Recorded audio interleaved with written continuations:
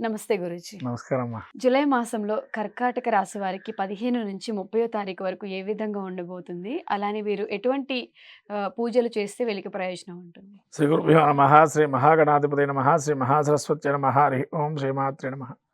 వీరికి భక్ష ఫలితాలకు వచ్చినప్పటికీ కర్కాటక రాశి వారు ఆషాఢ శ్రావణ మాస ప్రారంభంలోకి ఈ యొక్క స్థితి వీళ్ళకి ముఖ్యంగా చెప్పాలంటే మృగశ నక్షత్రం 4 పాదం, పుష్యమి నక్షత్రం 4 పాదాలు, అట్లనే ఉత్తర నక్షత్రం, ఆశ్లేష నక్షత్రం 4 పాదాలు కర్కాటక రాశి.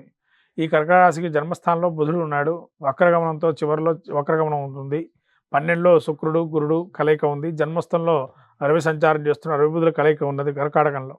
అంటే వీళ్ళంతటా మంచివాళ్ళు, వీళ్ళంతటి బుద్ధిబలం చాతుర్యం ఇంకోళ్ళకి లేరని అనుకుంటారు ఈ పక్షం రోజుల్లో. ఎందుకంటే ఉన్నటువంటి పెరగడానికి కారణం ఏంటంటే రవి జన్మంలోకి రావటం వల్ల విపరీతమైనటువంటి వేడిని పుట్టించి మనిషిలో రెచ్చగొట్టేతనాన్ని పుట్టించి ఎవరి మీదైనా కానీ ఏదో మాట అందామా అనే స్థితికి తీసుకొస్తారు వీళ్ళని రవి జన్మస్థలంలో రవి ఉండడం వల్ల. అట్లాగే కొంత వేడి ఉష్ణం కూడా పెరిగే అవకాశం ఉంటుంది. బాడీ టెంపరేచర్స్ కొద్దిగా మార్పులు చేర్పులతో ఇబ్బంది కలుగుతుంది వీళ్ళకి, ఆరోగ్యం కూడా. అట్లానే ద్వితీయంలో కేతు ఉన్నాడు. ఏదన్నా వాక్కు దోషాలు కొన్ని ఉంటాయి. అంటే అనుకున్న పనులు జరుగుతాయి అనుకుంటారు, జరగకుండా మానిపోతాయి. అట్లానే వీళ్ళకి సపోర్టింగ్ రోల్ ఎవరైతే ఉంటారో వాళ్ళు కూడా కట్టింగ్ మాస్టర్లా తయారవుతారు. అంటే సొంత వాళ్ళే వీళ్ళకి పక్క జరిగిపోతారు. అప్పటిదాకా మేము ఉన్నాం అనుకున్న వాళ్ళే వెనక్కి జరిగిపోతారు.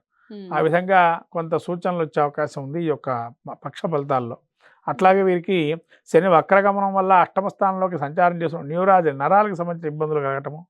అంటే ఈ కొంతమందికి ఈ సయాటికా ప్రాబ్లమ్స్ ఏవైతే ఉన్నాయో అవి వచ్చే అవకాశం ఉంటుంది. జాగ్రత్తగా ఉండాలి.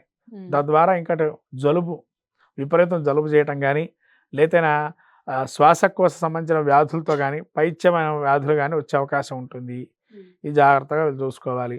అతి తెలివితేటలొద్దు, మీ పని మీరు చేసుకోండి.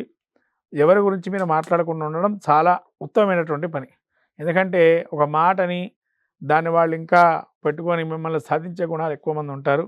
మాట నకపోవటం మంచి సంయమనం పాటిస్తూ వెళ్ళండి, ఖచ్చితంగా మంచి ఫలితాలు ఉంటాయి. అయితే వీరికి ఇంకోటి ఏంటంటే చంద్రుడు యొక్క ఫలితాలు ఏవైతే ఉన్నాయో అమావాస్య చంద్రుడు, అంటే మీకు జన్మంలో చంద్రుడు ఉన్నాడు కాబట్టి అమావాస్య చంద్రుడు లాగా కొంతవరకు మీ తేజవంతమైనటువంటి ఆరోగ్యాన్ని ఇబ్బంది పెట్టుకునే అవకాశం ఉంటుంది. కాబట్టి ఆరోగ్య బాగా సిద్ధించాలని చెప్పి ఆదిత్య హృదయపాలన ధన్వంతరి స్తోత్రం చేసుకుంటే కనుక మంచి ఫలితాలు ఉంటాయి.